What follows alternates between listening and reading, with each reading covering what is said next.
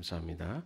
오늘 본문 말씀 누가복음 4장 18절에서 19절. 누가복음 4장 18절에서 19절 말씀 같이 합독하겠습니다. 주님의 영이 내게 내리셨다. 주님께서 내게 기름을 부으셔서 가난한 사람에게 기쁜 소식을 전하게 하셨다. 주님께서 나를 보내셔서 포로된 사람들에게 해방을 선포하고 눈먼 사람들에게 눈뜸을 선포하고 억눌린 사람을 풀어주고 주님의 은혜를 선포하게 하셨다. 아멘. 오늘 예수 그리스도 두 번째 시간입니다. 지난 시간에 어떤 내용이었죠? 예수님께서는 참 하나님이시고 참 인간이다 라는 말씀을 드렸습니다. 여러분 지난 시간에 잠깐 한 시간 얘기했지만 아까 지난번에 말씀드린 이거의 결정이 나기까지 300년이 넘게 걸렸던 논쟁과 토론이 있었습니다. 그 안에서 그 당시 그 교부들이 이것에 대해서 이제는 교리적으로 그 교리가 성경의 말씀에 근거해서 이제는 어떤 그 교리로서 이렇게 정의를 내린 것이 예수님은 참 하나님, 참 신이시고 또 참 인간이셨다라는 이 두 가지에 대한 부분을 확고히 하고 그리고 이제 그 신앙의 고백을 가지고 지금까지 2000년을 달려왔습니다. 오늘은 예수 그리스도 두 번째 시간입니다. 두 번째 시간. 여러분 그 구약 시대 이스라엘에는요 하나님이 보내신 그 세 가지 부류의 특별한 사명을 받은 사람들이 있었습니다. 구약 시대 하나님이 보내신 특별한 부류의 사람 누구였죠? 아니 사람 말고 그 특별한 사명을 받은 직분 선지자, 제사장, 왕, 그렇죠. 자, 요 그 기름 부어서 세움을 받는 세 직분이 있었어요. 그게 누구냐면은 선지자와 제사장과 왕. 구약 시대 이 세 직분은 기름을 부어서 세움을 받는 자리였습니다. 자, 선지자는 누구였죠? 어떤 일을 하는 사람들이었죠? 하나님의 말씀을 대언하는. 하나님의 말씀을 하나님의 백성들에게 대언하는 사람이 선지자였죠. 그래서 선지자들이 뭐 우리가 알고 있는 뭐 이사야, 뭐 에레미야, 뭐 많은 사람들이 있습니다. 거기에 나오는 선지자들이 다 하나님의 주시는 말씀을 이스라엘 백성들에게 선포하고 대언하고 여러 활동들을 했습니다. 그리고 또 제사장은 어떤 일을 했죠? 제사장이니까 제사를 드려야겠죠. 근데 제사를 드리는 것은 어떤 의미입니까? 하나님과 사람 사이의 화해를 이루는 역할이 제사장의 역할이었습니다. 그죠? 자, 그 다음에 또 하나 왕 있습니다. 왕은 어떤 사람이었죠? 왕. 우리가 이거 그 성경에서 이야기하는 왕, 기름 부음 세움 받은 왕은요 하나님을 대신해서 백성들을 돌보는 다스리는 사람이 왕입니다.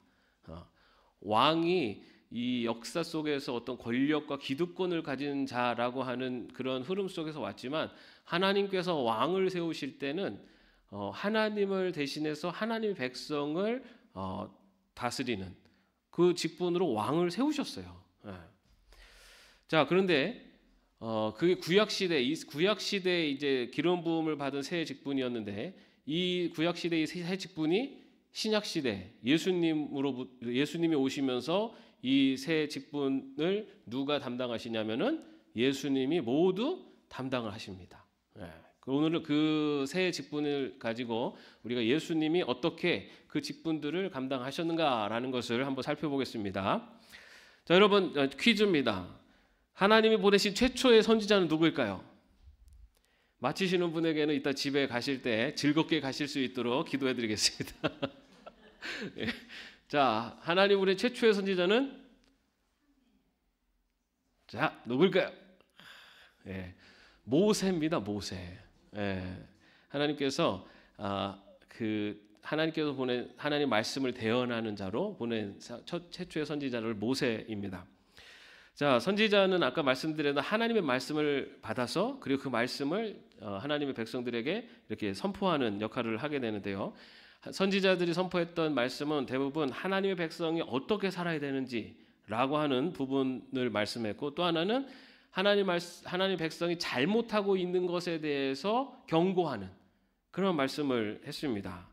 특별히 누구들이 그런 경고의 말을 많이 들었냐면은 종교 지도자들이나 이 권력자들, 그러니까 이 권력과 이 힘을 가지고 악을 행하거나 가난하고 힘없는 사람들을 괴롭히는 사람들에게 이 선지자들이 하나님의 말씀을 대언하면서 그들의 죄악을 고발하고 심판하는 그런 역할을 이 선지자들이 담당을 했습니다. 자, 그럼 예수님께서 그럼 이 선지자 역할을 이 땅에 오셔서 어떻게 역할을 하셨느냐? 구약 시대에 그 선지자들이 있었지만 이 선지자들의 한계가 있어요. 뭐냐면 선지자들 역시 인간입니다. 다시 말해 이 선지자들 역시 아무리 하나님 말씀을 선포하지만 본인이 죄인이에요. 그렇기 때문에 그 한계가 있어서 역시 선지자도 힘들고 어려울 때는 약하고 약해지고 그 하나님께 원망하기도 하고 막 이랬던 모습들이 있습니다. 그리고 또 한 가지는 선지자는 하나님의 말씀을 받아서 전하는 사람이에요. 그러다 보니까 하나님의 온전한 뜻을 본인이 깨달아서 그걸 전한다기보다는 그저 받은 것을 전하는. 그래서 하나님의 뜻을 완전하게 그것을 다 이해하고 그것을 완전하게 다 자신이 그것을 전한다기보다는 받아 전하는 것이 한계였습니다. 그런데 그 최초의 선지자였던 모세는요, 어떤 예언을 하냐면은 자신보다도 더 큰 선지자, 그 백성들을 하나님께로 돌아오게 할 수 있는 선지자가 나타날 것이다라고 하는 예언을 합니다. 신명기 18장 18절에 19절 말씀을 보면요. 나는 그들의 동족 가운데서 너와 같은 예언자 한 사람을 일으켜 세워 나의 말을 그의 입에 담아줄 것이다. 그는 내가 명한 모든 것을 그들에게 다 일러줄 것이다. 그가 내 이름으로 말할 때 내 말을 듣지 않은 사람은 내가 벌어줄 것이다. 이 모세가 하나님께서 모세에게 하신 말씀이에요. 하나님께서는 모세에게 내가 너희 동족 가운데 너와 같은 예언자 한 사람을 일으켜 세울 것인데 그의 입에 내 말을 담아줄 것인데 그의 내 말을 듣지 않은 사람은 내가 벌어줄 것이다라고 하면서 모세보다 더 큰 선지자, 최초의 선지자 모세보다 더 큰 선지자를 보내주겠다라고 그렇게 말씀을 하십니다.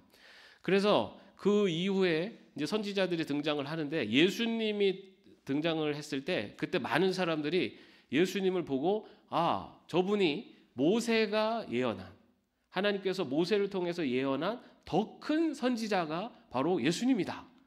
라고 그렇게 여겼습니다.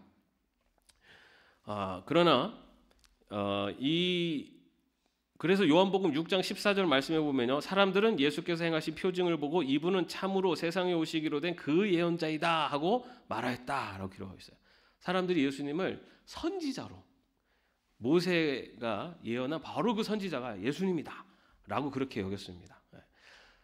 이 부분도 우리 뒤에서 살펴보면 맞죠. 예수님이 오셔서 이 땅에서 선지자 역할을 하셨지만 예수님은 선지자 이상이신 분이었죠. 선지자라고 하는 그 역할만을 담당하신 분이 아니라 우리가 이후에 살펴본 것처럼 이 세상을 구원하신 구원자로 오신 하나님의 아들이시죠. 그런데 사람들은 처음에 예수님을 보고 이분이 모세가 예언한 바로 그 큰 선지자, 이 땅에 올 바로 그 큰 선지자라고 그렇게 여겼습니다. 자, 그런데 구약의 선지자와 예수님과의 차이점이 뭐냐? 가장 큰 차이점은 뭐냐면 구약의 선지자들은 하나님의 말씀을 전했지만 예수님은 뭐라고 말씀하시냐면은 자신이 바로 하나님이다. 다시 말해 자신이 하나님의 말씀 자체다라고 그렇게 말씀하세요. 그래서 구약의 선지자들은 그 말씀을 선포할 때 어떻게 얘기하냐면은 여호와께서 말씀하시되라고 하면서 이런 문구 이렇게 하나님께서 말씀하시되라고 하면서 말을 선포해요. 그런데 예수님은 뭐라고 말씀하시면 나는 너희에게 말한다. 이렇게 말씀하세요. 구약의 예언자는 하나님의 말씀하시되 하면서 이 전하는 자의 입장이었다면 예수님은 나는 너에게 말한다라고 하시면서 말씀을 선포합니다.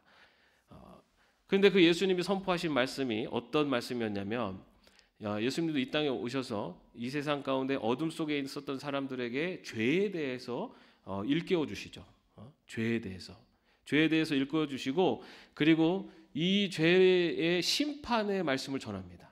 이 죄로 인해서 심판을 받게 될 것이라는 말씀을 전하시고 그 심판 이면에는 그렇기 때문에 회개하라라고 하는 바로 그런 말씀을 선포합니다. 다시 말해 예수님이 이 땅에 오셔서 하나님이신 예수님이 이 땅에 오셔서 말씀을 선포하셨는데 바로 선지자와 같이 죄에 대해서 죄를 드러내셨고 그리고 그 죄에 대한 심판을 말씀하셨고 그리고 회개할 것을 말씀하십니다. 바로 예수님께서 이 땅에 오셔서 하신 역할, 선지자의 역할을 예수님께서 그와 같이 행하셨던 것을 볼 수가 있습니다. 그런데 예수님은 그런 죄에 대한 심판뿐만 아니라 구원의 메시지까지도 전하시죠. 그래서 누구든지 나를 믿는 자는 구원을 얻는다라고 하는 구원의 메시지까지도 전하십니다. 그리고 구원받은 백성들이 앞으로 유업으로 얻게 될 하나님의 나라에 대한 말씀까지도 나누시죠. 선지자는 죄에 대한 고발과 경고와 심판의 메시지를 전한 것에 그런 선지자의 역할을 감당했다면 예수님은 이 땅에 오셔서 죄에 대해서 고발하고 심판하시고 회개를 촉구하실 뿐만 아니라 예수 그리스도를 통한 구원과 그리고 구원자가 얻게 될 하나님의 나라까지 선포하시는, 그래서 이 땅 가운데 그런 하나님의 뜻을 선포하시는 그 역할을 감당한 것이 바로 예수님이셨다. 그래서 예수님께서 이 땅에 오셔서 행하신 역할, 첫 번째 역할은 바로 선지자의 역할을 감당하셨다라고 볼 수가 있습니다. 자, 그렇다면 저와 여러분은 예수님을 따라 살아가는 사람들입니다. 그죠? 아닙니까? 예수님은 예수님의 길을 가십시오. 난 나의 길을 가겠습니다. 아니죠. 우리는 예수님을 닮아가길 원한다고 하는 예담교회 교인이기도 하고 그리스도인은 예수님을 따라 사는 삶이에요. 그럼 여러분 예수님이 선지자의 역할을 이 땅에 오셔서 행하셨어요. 그럼 우리도 이 땅 가운데 선지자의 역할을 행하며 살아가야 되는 거죠. 예수님은 그렇게 사셨지만 나는 선지자로 살 수 없습니다. 이게 아니라 내 삶의 자리에서 나는 어떻게 예수님을 따라 선지자와 같은 역할을 감당할 것인가를 우리는 항상 고민하면서 그러한 길을 따라가기 위해서 노력을 해야 됩니다. 우리는 예수님처럼 하나님이 아니기 때문에 우리는 먼저 뭐가 필요합니까? 선지자의 역할을 감당하려면 누구의 말씀을 알아야 돼요. 자기 말을 전하는 사람이 선지자가 아니에요. 선지자는 하나님의 말씀을 전하는 자가 선지자입니다. 우리가 선지자로 살아가려면 제일 먼저 선행되는 게 뭐냐면 하나님의 뜻을 알아야 돼요. 그죠? 하나님의 뜻을 모르고 내 생각에 옳다고 생각하는 걸 외치는 건 선지자가 아니에요. 여러분, 우리 기독교인들이 이거를 너무 헷갈려해요. 여러분, 이 세상을 바라볼 때 어떤 이념이나 사상을 가지고 세상을 바라봅니다. 이념을 가지고 바라봐요. 요즘 뭐 기독교 안에서도 막 이념 때문에 서로 막 나눠지고 우리나라가 막 서로 막 쪼개지고 있는데 여러분 기독교인은요 이념으로 먼저 바라보는 게 기독교인이 아니에요. 기독교인은 먼저 하나님의 말씀을 기준으로 바라볼 줄 알아야 돼요. 하나님의 말씀, 하나님의 뜻이 무엇인지, 하나님이 무엇을 더 기뻐하시고 어떤 모습의 삶, 어떤 모습을 더 원하시는 하나님 백성의 살기를 원하시는지를 알아야지. 그리고 그 관점으로 보는 거예요. 세상에서 이념으로다가 막 어쩌고 저쩌고 하는 거에 거기에 부안해동해 갖고 막 얘기하는 건요. 그거는 기독교인의 자세가 아닙니다. 먼저 하나님이 보시기에 이것을 어떻게 보실까? 하나님이 보실 때. 뭐 우리 사회에 많은 일들이 있었죠. 뭐 세월호도 있었고 이태원 참사도 있었고 그거를 볼 때 그걸 갖고 이념으로 바라보면요 계속 나눠지고 싸울 수밖에 없어요. 근데 여러분 그 자리에 만약 예수님이 계셨다면, 그 자리에 예수님이 계셨다면, 그 사람들이 학생들을 죽어가는 그 자리에 예수님이 계셨다면 그때 그걸 갖고 이념 갖고 예수님이 바라보셨을까요? 우리는요 기독교적 관점을 갖고 싸워야 돼요. 아무리 민주주의를 외치고 해도 그 안에 기독교의 관점에서 우리는 민주주의고 모두 받아들이는 거지 이념을 통해서 기독교를 보면요 기독교가 오염됩니다. 선지자적 관점이 바로 그거예요. 세상을 바라볼 때 하나님이 원하시는 세상이 어떤 세상인가를 알아야지 그걸 가지고 세상을 바라볼 수가 있습니다. 그렇기 때문에 우리가 먼저 하나님 말씀을 알아야 돼요. 하나님의 뜻을 알아야 돼요. 내가 생각하기에 이게 좋은 거야, 이게 옳은 게 아니에요. 하나님이 옳다고 하신 게 옳은 겁니다. 그리고 또 하나는 그 말씀을 자기만 알면 됩니까? 아니에요. 선지자는 그 말씀을 어떻게 했죠? 전하고 선포합니다. 옳지 않은 것에 대해서 옳지 않다고 이야기를 할 수 있는 거예요. 근데 그게 내가 생각할 때 저게 잘못됐어가 아니에요. 세상 사람들이 볼 때 저게 잘못됐어가 아니라 하나님의 뜻에 어긋나기 때문에 그것에 대해서 경고를 하고 옳지 않다고 외칠 수 있는 것이 바로 선지자로서 살아가는 그리스도인입니다. 바로 그렇게 하나님의 뜻을 외칠 수 있어야 돼요. 불의에 대해서 불의하다고 외칠 수 있어야 되고. 근데 그 불의, 공의와 정의의 기준이 세상에서 얘기하는 공의와 정의가 아니에요. 성경에서 하나님이 말씀하시는 불의, 공의, 정의를 외칠 줄 알아야 된다는 거죠. 그렇기 때문에 여러분 우리가 하나님의 말씀을 정말 내 몸의 살과 피가 되도록, 그래서 내가 어떤 것을 바라봐도 내 판단의 기준이 말씀 속에서 근거할 수 있도록 그렇게 바라보면요 오히려 우리가 어떻게 살아야 되는지를 결정하기가 오히려 쉽습니다. 세상 사람들이 다 이렇게 얘기해도 하나님 말씀에 그게 어긋나면 하나님이 기뻐하시는 길로 가면 되는 거예요. 하나님이 하라고 하는 대로 하면 돼요. 하나님이 하라고 하는 대로. 내 이웃을 내 몸같이 사랑하라. 그죠? 이웃 사랑하면 돼요. 여러분 우리 이렇게 좀 어려운, 그러니까 홈리스 보면 이렇게 좀 도와주시기도 하잖아요, 그죠? 그런데 어떤 경우는 어떤 분들 저 사람들 도와주면 저거 갖고 술 먹고 해서 안 돼, 도와주면 안 돼, 이런 분도 있어요, 그죠? 뭐 그 말도 맞을 수 있어요. 그 말도 맞을 수 있는데 그거를 핑계로 도와주지 않은 거에 대한 죄는 하나님이 나한테 물으시는 거예요. 내가 도와줘서 그 사람이 그걸 가지고 어떻게 쓰느냐에 대한 부분은 그 사람에게 책임이 있지만 도와줘야 되는데도 도와주지 않은 것에 대해서 책임은 나한테 있어요. 여러분 지난주에 전도 말씀드렸죠. 내가 불의한 사람, 악한 악인에게 악하다라고 하면서 그 사람을 돌이키려고 했음에도 불구하고 그 악인이 돌아서지 않으면 그거의 책임은 그 악인에게 있는데, 내가 그 악인을 보고 아무 말도 안 하고 그냥 두면은 그러면은 그 책임을 나한테 물으신다 그랬어요. 내 영혼이 내 사랑하는 가족이 안 믿어. 그 사람을 두고 내가 전도하고 그 사람을 어떻게든 구원하려고 막 했는데도 불구하고 안 돼. 그러면 그 책임에 대해서는 나한테 묻지 않으신대요. 그런데 저 사람이 하나님을 안 믿어서 죽어가고 있는 것을 알매도 불구하고 내가 아무것도 안 해. 그러면 나중에는 그 영혼에 대한 책임을 나에게 물으신다는 겁니다. 그래서 일단 우리가 선지자, 예수님을 믿는 선지자로 산다는 것은 하나님의 뜻을 선포하고 그리고 하나님의 뜻대로 살아가는 길을 선택하는 것. 그것이 바로 선지자로 사는 길입니다. 예수님이 그렇게 사셨잖아요. 당시의 사람들이 넓고 아주 평탄한 길, 예수님 당신이 왕이 되십시오. 당신과 함께 우리들 목숨을 걸고 싸우겠습니다 라고 했었고, 많은 사람들이 예수님을 높은 자리로 몰리고 예수님을 더 높이려고 했죠. 그런 예수님은 그 길이 예수님의 길이 아니고 하나님이 보내신 길이 아니기 때문에 가장 힘들고 어려운 길을 가셨어요. 그리고 십자가 죽음의 길을 가셨어요. 모든 사람들이 실패자라고 하는 그 길. 당시에 십자가에 죽는 거는 다 정치인들, 죄인들, 그런 사람들 죽는 자리예요.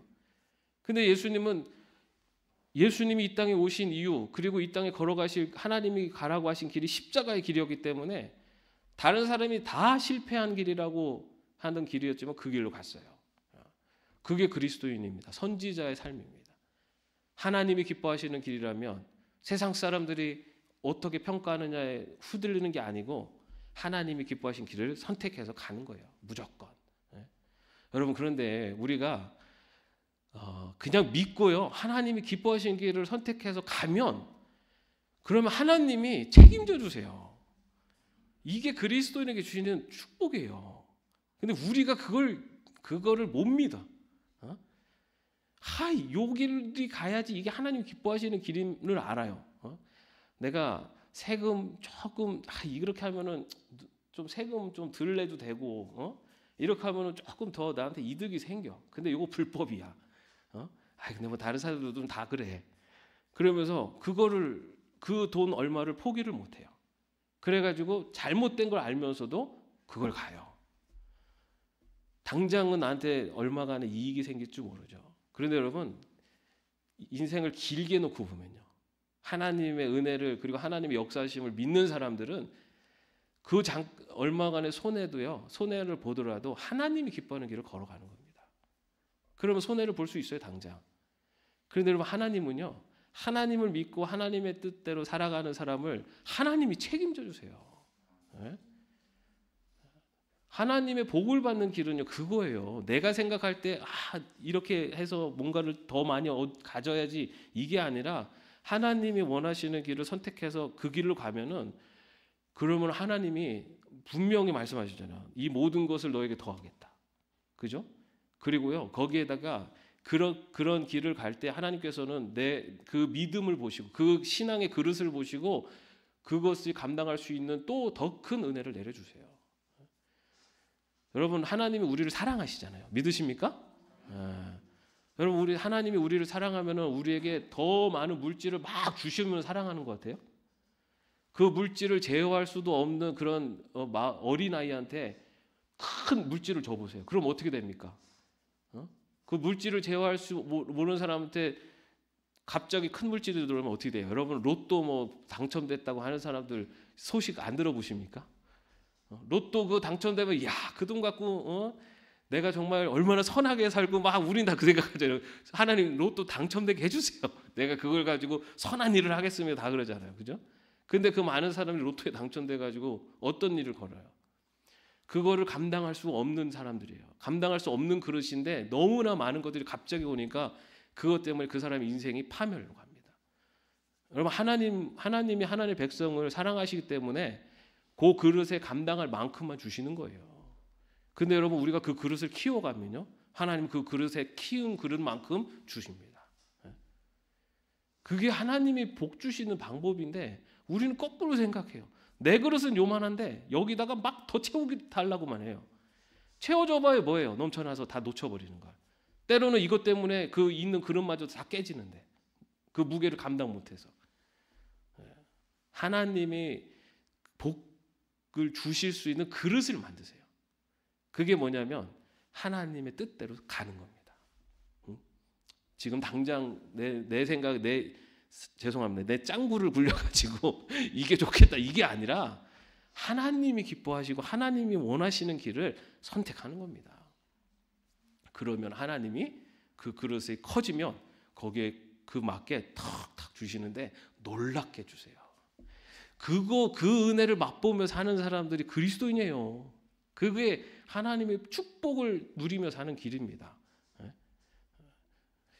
자, 바로 그런 길을 걷는 것이 바로 선지자의 길이에요. 하나님의 뜻대로, 하나님이 가라는 대로, 하나님이 기뻐하시는 대로 이것저것 생각하지 말고 그냥 그 길을 가는 겁니다. 자, 그 다음에 예수님은 제사장으로서의 역할도 감당하십니다. 구약의 제사장의 역할은 아까 말씀드린 대로 인간의 죄를 속하기 위해서 속죄 제물을 드리고 하나님께 용서를 구하는 그런 중보자의 역할을 했던 것이 제사장입니다. 그죠? 자, 예수님은 그 제사장의 역할을 계승을 하시는데 히브리서 2장 17절 말씀에 보면요. 그가 하나님 앞에서 자비롭고 성실한 대제사장이 되심으로써 백성의 죄를 대신 갚으시기 위한 것입니다. 예수님이 바로 이 땅에 대제사장의 역할을 하셨다라고 그렇게 말씀을 하고 있습니다. 그런데 역시 구약의 제사장과 예수님이 오셔서 이루신 제사장의 역할의 차이가 좀 있어요. 뭐냐면 구약의 제사장 역시 인간이에요. 인간에게도 죄인이기 때문에 이 제사장도 그 제사를 드리러 제사를 드리러 성전에 들어가거나 지성소에 들어갈 때는 본인도 본인의 죄를 사하기 위해서 그 정결례를 행해야 돼요. 제사장 역시도 그냥 인간이기 때문에 어쩔 수 없이 본인도 정결례를 행해야 되는 것이 구약의 제사장입니다. 그리고 이 구약의 대제사장은 또한 제물을 바쳤죠. 그죠? 제물 뭐 소나 양과 이런 것들을 제물로 바쳤죠. 그죠? 그러나 예수님은 어떠십니까? 본인이 제물이 되셨어요.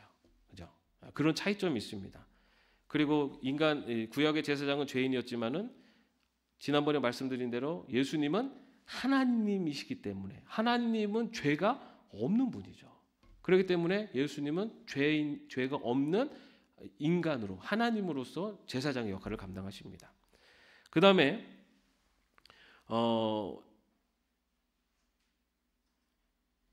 구약의 대제사장은요, 이 속죄를 위해서 그 지성소에 오직 대제사장만 들어갈 수 있었어요. 다른 누구도 그 지성소에, 다시 말해 하나님 앞에 나아갈 수 없었어요. 하나님 앞에 오직 대제사장만 나아갈 수 있었습니다. 근데 예수님은 어떻게 되셨습니까? 예수님은 당신이 완전한 제사장으로서의 역할을 감당하시면서 자신을 통해서 모든 사람이 하나님 앞에 나아갈 수 있는 길을 열으셨어요. 그것이 차이점이에요. 구약의 제사장은 그 죄인이라고 하는 한계가 있었고, 예수님은 죄가 없는 분으로, 그리고 구약의 제사장은 제물을 바쳤지만 예수님은 본인이 제물이 되셔서 십자가에 달려 죽으셨고, 그리고 구약의 제사장은 본인만 성전에 갈 수 있었지만, 성전에서 하나님의 지성소에 들어갈 수 있었지만, 예수님을 통해서 온 누구라도 예수 그리스도를 통해서 믿는 자들은 하나님께 나아갈 수 있도록 그 길을 열으셨다는 거죠. 그래서 히브리서 10장 19절 20절 말씀에 보면요, 그러므로 형제자매 여러분, 우리는 예수의 피를 힘입어서 담대하게 지성소에 들어가게 되었습니다. 예수께서는 휘장을 뚫고 우리에게 새로운 살 길을 열어주셨습니다 라고 말씀하고 있습니다. 여러분, 예수님 십자가에 달려 돌아가실 때 어떤 일이 있었죠? 성소의 휘장이 찢어졌죠. 그 성소 안에 지성소와 성소를 가르는 중간에 휘장이 있습니다. 그래서 그 휘장 너머에는 그 법궤가 놓여 있고, 그 안에는 오직 대제사장만이 들어갈 수 있었죠. 그죠? 그래서 대제사장의 이 옷에다가 뭐가 달려 있습니까? 방울이 달려 있어요. 그래서 대제사장이 들어간 다음에 방울 소리가 나면 아직 살아 있는 거고, 방울 소리가 안 나면 죽은 거예요. 왜냐하면 거기는 하나님의 임재하시고 계시기 때문에 죄가 있으면은 하나님 앞에선 죄인은 모두 죽기 때문에. 그래서 대제사장이 정결례를 행해도 그가 그 죄가 있으면은 지성소에서 들어가서 죽어버렸어요. 그러면은 방울 소리가 안 나면은 그때 이 대제사장을 이렇게 끌어냅니다. 그런데 예수님이 대제사장, 이 중재자가 되셔서 본인이 완전한 제물로 죽으심으로써 이제는 그 모든 사람이 하나님 앞에 나아갈 수 있는 길을 열어주셨죠. 바로 그래서 예수님이 이 세상의 제사장으로 역할을 감당하십니다. 자, 그렇다면 우리는 또 그 예수님을 따르는 사람들이에요. 여러분, 그럼 우리는 어떻게 이 세상에서 제사장의 역할을 감당할 수 있을까요? 여러분도 죽으시겠습니까? 예수님, 우리가 이 세상에서 뭐 사람을 위해서 죽고 하는 걸 굉장히 숭고하게 여기지만, 우리의 죽음은요, 죄를 완전하게 없애거나 누군가를 위해서 100% 할 수 있는 영역이 안 돼요. 우리는 죄인이기 때문에 아무리 온전해지고 싶어도 온전해질 수 없는 게 우리의 한계입니다. 그렇다면 제사장으로서 사는 삶이란 어떤 삶이냐? 예수님이 제사장으로서의 중보자의 역할을 하신 겁니다. 중보자. 하나님과 인간 사이에 죄로 인해서 막혀 있었던 그 담을 예수님이 하셨어요. 구약 시대 제사장이 그 역할을 하기 위해서 죄인들이 짐승을 가져오면 그 짐승을 죽여서 그 피를 대신 뿌려가지고 하나님께 죄의 용서를 구하고 했었는데, 예수님이 당신이 완전한 제물이 되셔서 십자가에 죽으심으로써 이제는 하나님과 인간 사이에 완전한 중재자로서 예수님이 중재자의 역할을 한 겁니다. 여러분, 우리가 예수님의 행하신 그런 제사장의 역할을 한다는 것은 다시 말해서 중보자의 역할을 하는 겁니다. 누구야 누구 사이의 중보자가 될 수 있습니까?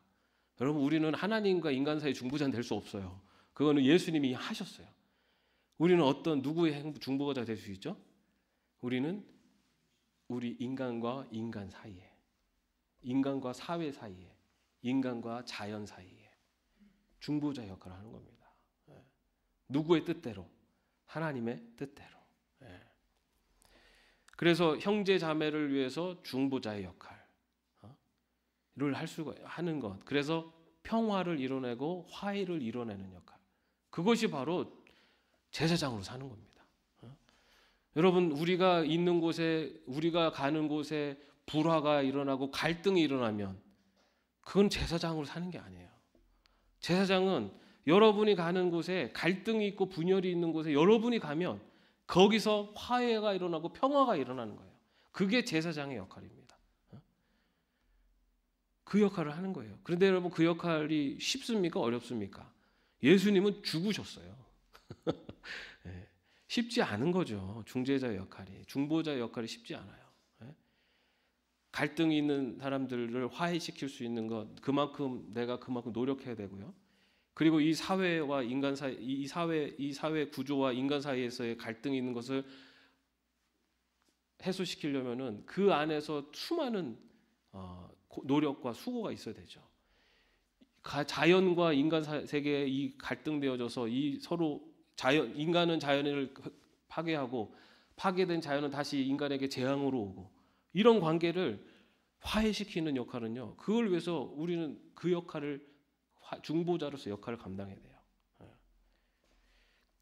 바로 그렇게 하는 것이 중보자의 역할이고, 가장 큰 중보자의 역할은 죄인된, 다시 말해서 예수님을 알지 못하는, 죽음을 향해 가고 있는 영혼을 하나님께 인도하는, 바로 그 역할이 또 중요한 중보자의 역할이죠. 죽음을 향해 가고 있는 이들에게 예수 그리스도를 전해서 그들을 하나님의 자녀로 이끌어가는 것, 그것이 바로 또 중보자로서의 역할입니다. 자, 그리고 마지막으로 왕의 역할이 있죠. 왕은, 구약 시대의 왕은요, 하나님께서 왕을 세우시죠. 그런데 왕은 어떤 일을 하는 사람이냐면은 하나님의 대리자가 되어서 하나님의 백성을 다스리는 일을 하는 사람이 왕입니다. 그렇기 때문에 성경에 보면 왕으로서 지켜야 되는 가장 중요한 율법이 있어요. 신명기 17장 18절 19절 말씀에 보면요, 왕위에 오른 사람은 레위 사람 제사장 앞에 보관되어 있는 이 율법책을 두루마리에 옮겨 적어 평생 자기 옆에 두고 읽으면서 자기를 택하신 주 하나님 경외하기를 배우며 이 율법의 모든 말씀과 규례를 성실껏 어김없이 지켜야 합니다. 이게 왕에게 주어지는 가장 중요한 율법이었어요. 뭡니까? 하나님의 말씀을 항상 옆에 두고 하나님의 그 뜻을 깨달아 알기 위해서 더 수고하고, 그리고 그 말씀과 규례를 어김없이 지켜야 되는 거였어요. 근데 뭐 성경에 보면은 그리고 역사 속의 왕들은 자기 권력 갖고 막 사람들 자기 권력을 누리는데 바빴지만, 성경에서 얘기하고 있는 하나님께서 주신 왕의 직분은요, 하나님의 뜻, 그 말씀과 규례대로 지키는 자가 바로 왕이었습니다. 자기 이익을 위해서 권력을 이용하는 것이 아니라 백성을 섬기기 위해서 자신의 권력을 사용하는 것, 그것이 왕의 모습이었습니다. 예수님께서 이 땅에 왕으로 오셨어요. 예수님께서 이 땅에 왕으로 오셨다는 것은 우리 동방 박사들이 바친 예물을 통해서도 우리가 알 수 있죠. 동방 박사들이 바친 이 세 가지 예물이 왕에게 드리는 가장 귀한 예물이었고, 그리고 이 땅에 왕으로 오셔서 어떻게 보면 이 땅에 가장 높으신 분으로 오셨지만, 그분이 이 땅에 오셔서 왕으로서 보이셨던 모습은 어떤 모습이었습니까? 하나님의 말씀에 절대적으로 순종하는 모습이었죠. 죽기까지 순종하는 모습이었어요. 또한 뭐였죠? 하나님께서 말씀하시는 가장 낮은 자, 가장 겸손한 자로 하나님의 백성을 섬기셨던 분이 바로 왕으로 오신 예수님이었어요. 바로 예수님은 이 땅에 왕으로 오셔서 진정한 왕의 모습이 무엇인가를 보여주셨는데 바로 섬김을 통한 왕이 되셨어요. 제자들의 발을 씻어주시면서 스승이신 예수님께서 제자들의 발을 씻어주시면서 바로 너희들이 나를 따라 배워라 라고 말씀하시죠. 왕이시지만 가장 높임을 받을 분인데도 불구하고 가장 낮아지는 겸손의 모습으로 그 왕의 권위를 행하셨습니다. 그리고 이 땅에 예수님께서 또 그렇게 왕으로 오셔서 그리고 약속하신 것은 하늘에 올라가시면서 내가 다시 오겠다라고 말씀하시죠. 여러분, 우리는 바로 예수님을 믿는 자들이죠. 그러면 우리도 왕으로 이 땅을 살아야 돼요. 그죠? 여러분, 이 땅에 왕으로 사셔야 돼요. 왕으로. 어떤 왕으로 사셔야 될까요? 네? 내가 가진 권력과 힘을 가지고 내가 갖고 싶은 거 행하고 내가 원하는 거 하면서 그런 왕이 아니죠. 예수님이 보여주시는 왕은 섬김의 왕이었어요. 가장 낮아지는 자리. 어떻게 보면 가장 높은 자리에 계신 분이 가장 낮아짐으로써 섬기는 왕으로 사셨단 말이에요. 그 섬김이 어디까지 가셨냐면은 백성들을 위해서 죽기까지 가도록 그 모습으로 사셨던 분이 우리 예수님이세요. 여러분, 우리가 왕으로 산다는 것은요, 내가 왕이니까 너희들이 날 섬겨. 내가 왕이니까 나는 너희들을 이용하고 그런 권한이 있어. 이게 아니었어요. 예수님은 오히려 섬기는 자리, 낮아지는 자리로 가셔서 바로 왕의 모습, 이 땅의 왕으로 어떻게 살아야 되는지를 보여주셨죠.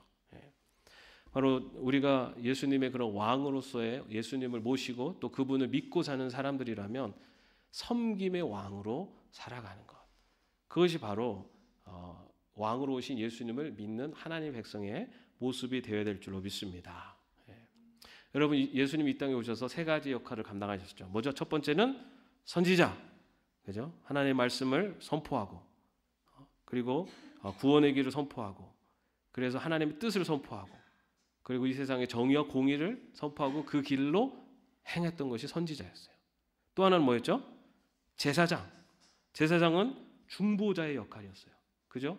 그래서 분열과 갈등이 있는 곳, 단절이 되어 있는 곳, 거기에서 평화와 그리고 화해를 이뤄내는 것, 그것이 바로 중보자로 살아가는 거죠. 그 중에서도 가장 큰 중보자의 역할은 죽음으로 가서 하나님과 단절되어 있는 영혼을 하나님께 인도하는 것. 그래서 그 영혼도 하나님과 예수 그리스도를 통해서 하나님과 화해하고 구원함을 받을 수 있도록 인도하는 것이 바로 중보자로서의 가장 귀한 역할입니다. 그리고 마지막으로 왕. 어떤 왕이죠? 섬김의 왕. 예수님이 그렇게 보여주셨어요. 예수님이 그렇게 보여주셨어요. 예수님이 왕으로 오셨음에도 섬김의 높은 자리에 앉는 것이 아니라 가장 낮은 곳에서 모든 사람들을 섬겼던 것이 바로 예수님이셨습니다. 여러분, 우리가 바로 이런 예수님의 선지자로서 그리고 제사장으로 또 왕으로서 그 역할을 우리의 삶 속에서 실천하고 행하는 것, 그것이 바로 예수님을 믿는 그리스도인의 삶이 될 줄로 믿습니다. 저와 여러분의 삶에 바로 선지자, 제사장, 왕의 모습이 나타나시기를 주님의 이름으로 축원합니다. 기도하겠습니다. 하나님, 이 땅에 오신 예수님, 선지자로서 제사장으로서 왕으로서 살아오신 그 모습을 다시 한번 돌아보며 우리도 예수님처럼 이 땅에 선지자로 제사장으로 왕으로 살아갈 수 있는 저희들 될 수 있도록 인도하여 주시옵소서. 예수님의 이름으로 기도합니다. 아멘. 우리 함께 찬양하겠습니다.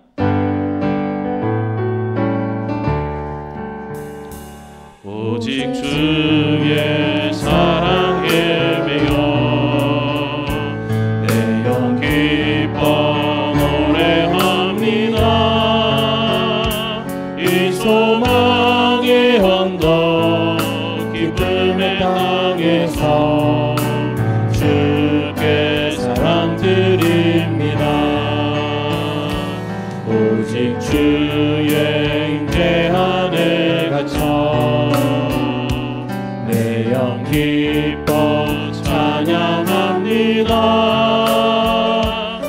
이 소명의 언덕 거룩한 땅에서 주께 경배드립니다.